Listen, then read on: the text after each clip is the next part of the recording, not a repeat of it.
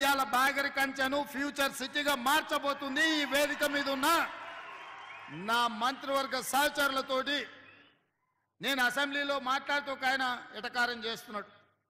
New York చేస్తారంట మీరు అని. ఆ ఎటకారం చేసేటోళ్ళకి నేను ఒక మాట చెప్పదలుచుకున్నా.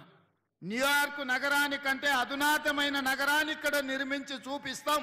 రేపు భవిష్యత్తులో ఈ దేశంలో విదేశాల నుంచి వేలాది కోట్ల రూపాయల పెట్టుబడులు తెచ్చి ఇక్కడ హెల్త్ టూరిజం హబ్ని చేస్తాం, స్పోర్ట్స్ టూరిజం హబ్ని చేస్తాం. స్పోర్ట్స్ ఈడ స్టేడియంలు తీసుకొస్తాం, ఈడ ఎడ్యుకేషనల్ ఇన్స్టిట్యూషన్స్ను యూనివర్సిటీలను తీసుకొస్తాం, ఈడ పెద్ద పెద్ద కార్పొరేట్ కంపెనీలను తీసుకొచ్చి వాటి వ్యాపారాలను ఇక్కడ చేపిస్తాం.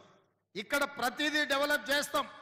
మన ఈ ముచ్చర్ల ప్రాంత భూమి కానుకొని కడతాలు మహబూబ్ నగర్ జిల్లాలో ఉన్న ఆమన్గల్ కడతాలు ప్రాంతంలో ఉన్న వేలాది ఎకరాల ఫారెస్ట్ ఏదైతుందో అర్బన్ ఫారెస్ట్ కింద డెవలప్ చేసి నైట్ సఫారీని కూడా అందులో డెవలప్ చేస్తాం.